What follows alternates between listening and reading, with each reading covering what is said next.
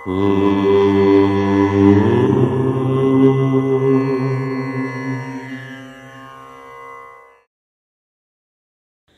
గణేశ శారదా దత్తాత్రేయ సద్గురు పరబ్రహ్మణే నమః.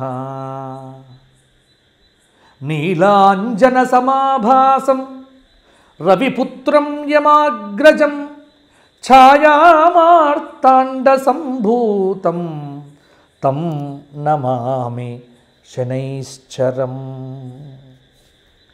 స్వధర్మ ప్రేక్షకులకు మాస ఫలితాల్లో భాగంగా అక్టోబరు నెల కుంభరాశి వారికి ఆశ్వీజ మాసము మాస ఫలితాలు ఎలా ఉండబోతున్నాయి అనే విషయంలో ఇప్పుడు మనం ప్రధానంగా కూడా చెప్పుకునేటువంటి ప్రయత్నం కూడా చేద్దాము. కుంభరాశి ధనిష్ఠా నక్షత్రం 3-4 పాదాలు, శతభిషం 4 పాదాలు, పూర్వాభాద్ర 3 పాదాలు కలిస్తే కుంభరాశి. ఇక కుంభరాశి వారికి ఈ మాసమంతా గ్రహ సంచారం ఎలా ఉంది అంటే 4వ స్థానంలో సంచారం చేస్తున్నటువంటి బృహస్పతి కొంత విదేశీ ప్రయాణాల విషయంలో అనుకూలతనైతే ఇస్తున్నాడు. 1వ స్థానంలో సంచారం చేస్తున్న శనైశ్చరుడు ఆర్థిక క్రమశిక్షణ లేకపోతే ఖర్చులను పెంచుతాడు. ఖర్చులు జాగ్రత్తగా పెట్టుకోవాలి. 2వ స్థానమైన మీనంలో రాహు సంచారం కొంత సహనంతో అధిగమించాల్సి ఉంటుంది, శ్రమతో కష్టాలను. 8వ స్థానంలో కేతు సంచారం కన్యలో కొంత అనారోగ్య సూచన. అంటే దాదాపుగా కుంభరాశి వారికి ఈ మాసంలో అనుకూలమైనటువంటి గ్రహ సంచారం అనేటువంటిదైతే పెద్దగా లేకపోవడం కొంత నిరాశగానే ఉంటుంది. అక్టోబర్ నెలంతా కుజుడైతే కొంత శుభంగానే ఉన్నాడు. అక్టోబర్ 9వ తేదీ వరకు బుధుడు కూడా కొంత శుభ ఫలితాలు ఇస్తూ ఉన్నాడు. అక్టోబర్ నెల 12వ తేదీ వరకు కూడా శుక్రుడు కూడా తులలో కొంత అనుకూలమైన ఫలితాలను ఇస్తూ ఉన్నాడు. అక్టోబర్ 17 నుంచి రవి కొంతమేర అర్ధశుభుడిగా కొన్ని శుభ ఫలితాలు ఇస్తూ ఉన్నాడు. అంటే కొంచెం కష్టం కొంచెం నష్టం అన్నట్టుగానే ఉంటుంది ఈ మాసమంతా కూడా. ఉద్యోగస్తులకు పని ఒత్తిడి విపరీతంగా పెరుగుతుంది. తోటివారి సహాయంతో కొంత ఉల్లాసంగా ఉత్సాహంగా చేస్తే బాగుంటుంది. శ్రమకు తగ్గినటువంటి ప్రతిఫలమైతే తప్పకుండా పొందుతారు. కొంత ప్రభుత్వ ఉద్యోగులకు ప్రమోషన్లు వచ్చేటువంటి అవకాశం కూడా తక్కువగానే ఉంటుంది. ఆర్థిక లావాదేవీలు మునుపటి కంటే కూడా కొంత మెరుగుపడి కొంత నిల్వ చేయవచ్చు.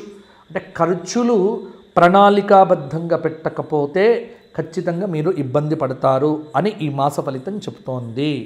వ్యవహారాల యందు మీ మాట తీరును బట్టి విజయప్రాప్తి కూడా ఉంటుంది. ఆరోగ్యం అక్టోబర్ నెల 3వ తేదీ నుంచి 16వ తేదీ మేరకు కొంతమేర మందగించే అవకాశం కూడా ఉంది. మాసాంతంలో కూడా ఆరోగ్యం అనేటువంటిది మెరుగుపడుతుంది. వ్యాపారంలో కొంత ముందడుగనేటువంటిది పడుతుంది. ఉద్యోగం చేస్తున్నటువంటి వారికి అదనపు పనిభారంతో పాటు అధికారుల యొక్క అండదండలు కూడా కొంత తోడవుతాయి. పారిశ్రామికవేత్తలు శక్తియుక్తులతో కొంత సంస్థను కూడా నడిపిస్తూ ఉంటారు. అలాగే ఆర్థిక లావాదేవీలు గత మాసం చేసినటువంటివి కూడా కొలిక్కి వస్తాయి. అప్పులు తీసుకోవద్దు, అప్పులు ఇవ్వకండి. ఈ 2 విషయాల్లో కూడా కొంత మిమ్మల్ని మీరు నియంత్రించుకుంటూ ఉంటే కొంతమేర ఫలితాలైతే బాగుంటాయి. బాగా మిమ్మల్ని ఆందోళన పెట్టేటువంటి ఒకానొక సమస్యనైతే ప్రస్తుతానికైతే సద్దుమణగటం వల్ల కొంత ఊపిరి పీల్చుకుంటారు.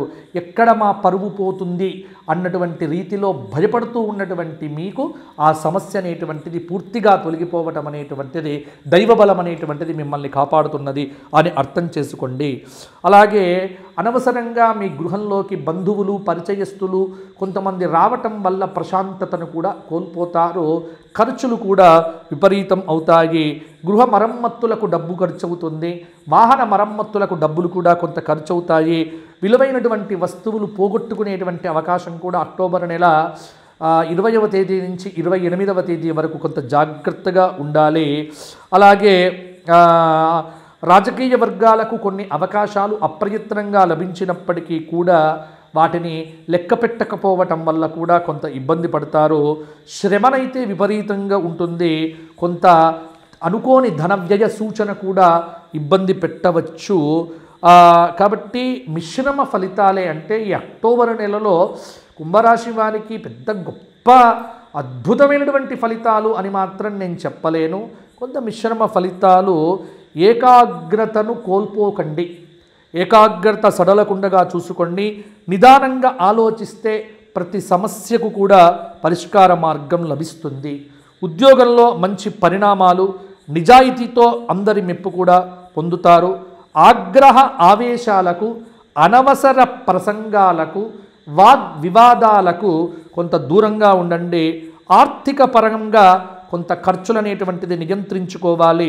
ప్రతి విషయాన్ని విపరీతంగా లోతుగా ఆలోచించటం ఇది మీకు కొంత ఇబ్బందిని కలిగింపజేస్తుంది.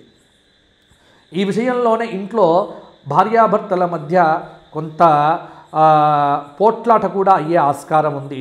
ముఖ్యంగా అక్టోబర్ నెల నేను చెబుతున్న భార్యాభర్తలు కొత్తగా పెళ్లి చేసుకునేటువంటి వారు సంబంధం లేని కారణాలతో గొడవలు పడుతూ ఉంటారు. ఆ గొడవలు లేకుండా కొంత మౌనంగా ఉండడం అనేటువంటిది ముందే చెప్పేస్తున్నా కాబట్టి జాగ్రత్త పడతారు అని నేను మీకు తగిన సూచన ఇస్తున్నా. వీలైనంత మౌనంగా ఉండటం వల్ల ఇద్దరికీ ప్రశాంతత, తద్వారా గృహంలో పిల్లల ముందు కూడా కొంత ప్రశాంతత ఉంటుంది. అలాగే గతంలో వాయిదా పడినటువంటి పనులు కొంత ఈ మాసాంతంలో కూడా పూర్తవుతాయి. మొత్తానికి ఈ మాసం అంతా కూడా ఆ కుంభరాశి వారికి అదృష్టయోగం అనేటువంటిది అయితే ఒక 35% అయితే ఉంది. అందుకే పరిహారాలు చెబుతున్నాను, జాగ్రత్తగా వినండి. 4 గురువారాలు దక్షిణామూర్తి స్తోత్రపారాయణము, దత్తాత్రేయ స్తోత్రపారాయణము చెయ్యండి. వీలైతే గానగాపురము కానీ, పీఠాపురం కానీ, నరసోభావాడి అంటే ఇటువంటి దత్తక్షేత్రాల దర్శనం చేసుకోండి. దత్త స్మరణ, దత్త గురుచరిత్ర మిమ్మల్ని కంటికి రెప్పలా కాపాడుతుంది. ఇది చెయ్యండి.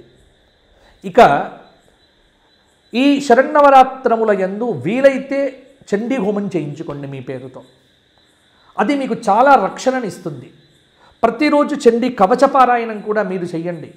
లలితా సహస్రనామంతో స్త్రీలు కుంకుమార్చన చేసి ఆ కుంకుమ తిలకాన్ని నుదుట పెట్టుకొని పాపెట్లో పెట్టుకుంటే దీర్ఘ సుమంగళిత్వ సిద్ధి అనేటువంటిది కూడా కలుగుతుంది. అలాగే ప్రతి ఆదివారం సూర్య నమస్కారాలు చేయటం వల్ల, ధన్వంతరి స్తోత్ర పారాయణం వల్ల కూడా ఆరోగ్యం అనేటువంటిది మెరుగుపడుతుంది. కాబట్టి కుంభరాశి వారు 4 శనివారాలు తైలాభిషేకం కూడా చేయించుకోవటం వల్ల కూడా కొంత మంచి ఫలితాలు కలుగుతాయి. ఇక కుంభరాశి వారికి ఒక ప్రత్యేకమైనటువంటి సూచన.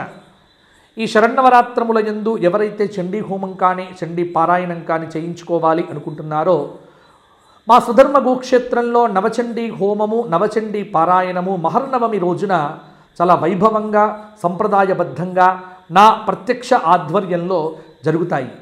ఈ కార్యక్రమం లైవ్ టెలికాస్ట్ అనేటువంటిది చేయడం జరుగుతుంది.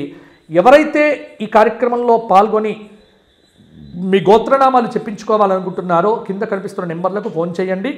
తప్పకుండా ఈ కార్యక్రమంలో మీ గోత్రనామాలు చదివించుకోండి. అయిపోయిన తర్వాత విభూతి, కుంకుమ, అమ్మవారి పసుపు మొదలైనటువంటి ప్రసాదాలు కూడా మీ ఇంటికి పంపించడం జరుగుతుంది. మరలా వచ్చే మాసం కలుసుకుందాము. జై శ్రీరామ్, జై శ్రీరామ్, జై శ్రీరామ్.